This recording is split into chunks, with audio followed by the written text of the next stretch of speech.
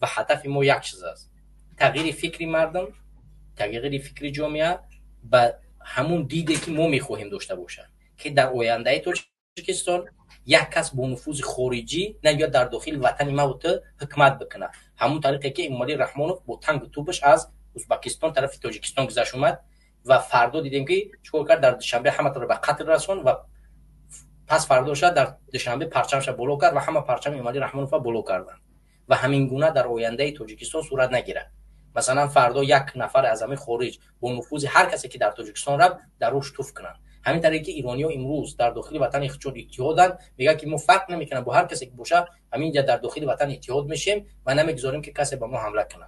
زیادش همه حرف میزنن، البته دور کمتم، ولی ایستادن تا دیدی که هیچ تظاهرات نشید، حمله خارجی را هیچ کس در داخل ایران نپذیرفت و همین گونه من میخوام در تاجیکستان باشه که وقتی که اگر مثال میگیریم در زمانی که قرغیزها به تاجیکستان حمله کردن، ما برنامه داشتیم در همینجا در حرکت سیاسی گروه 24 بود، من تقریبا زیاد از ما هم با همین امامعلی رحمانوف اتحاد شیم ولی برن در مقابل دشمنی خارجی بجنگیم.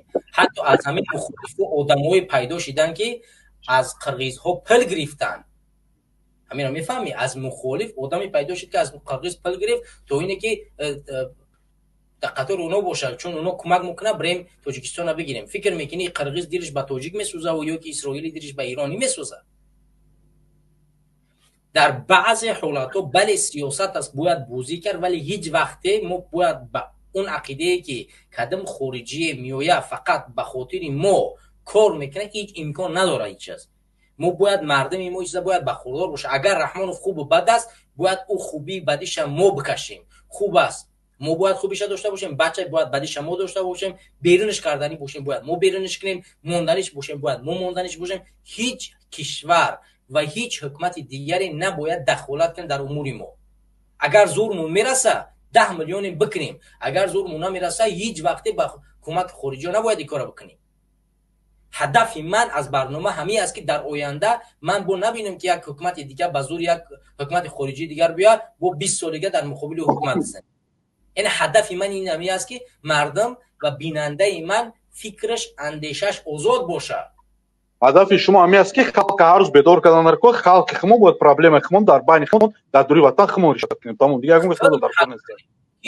بله ما در یک آدم دیگه در دیگه آدم اومد و دیگه مثلا ادالژه نمیکنه بود پرابلم بسیار میشه. فهمیدی دیگه любой دولتی که کم ترک مثلا اکونومی سیلنی باشه، مثلا اپوزیسیا سیلنی باشه می یاردان میکنه بعد وای مشکلی مثلا با چه تمام بسیار میشه. دا این سیاست وزیر همین خلای ما هدف ما و شما چی هستیم؟ ما باید خلق بیدار کنیم، خلق جمع شوه، پرابلم خونه در بین خون مشکلیمون خون حل کنیم. یک مثال یک دولت دیگه مثلا یک دولتی چه بگم دلپور یا دولتی آزاد یا دولتی که باشه که خلق رضا باشه. برای خلق ما خوای، خلق ما ترسونچه که خلق ما سیاست نداره، خلق ما اکتیفشینه، خلق ما که رفتن بگیرید نمیدونم چی گپ میشه. تو که هر برنامه شما بیدار کردن یک ملتی ما یک توجیک یک اپا خوار فر نداره. قدری که سیاست هم قدر بسیار رفتن بگیره ان شاء الله یک کس بیدار میشه میفهمه میخونه. نه که خلق ما خوب است مشکلی در سر خلق توجیک همین خیلی بسیاره که با همین توقعات کرده برده است. نمیگه سیاستش слабый значит میترسه نمیدونم ترسونچکش بسیاره. برای من با ترسیقتی یگون کار کرده نمیشه.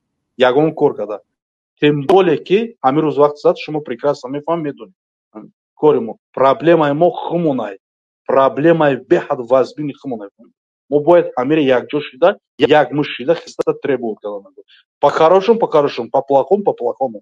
тогда ما اگر безебам مثال создавать کنیم بخزیم انقلاب безеб کنیم проблема خمونای برای چی дальше ما خمون جواب داده میتونیم بین ملت خمون بین مخالفین فهمیدید دیگه دولت بیا اگر تر مثال یاردم کنه سرا متهم میشه بود ادالژن کرده بود چی و خیلی دیگه میشه. فهمیدید ما میفهمیم سیاستو کار کرده استن هر روز مثال چی میفهمیم گوش میکنیم میدونیم پروسه خلق خوبه 10 میلیون لاتنا 2 میلیون جوانان توجیک خواره با هم خوبن ترسونچک زولیم و انتریچка بگم چوپلوس شده رفتیم. من نمیدونم وای وطن دوستان وای کی چوپلوس شدگان چی شدگان من هیچ نمیفهمم. ما این سیاست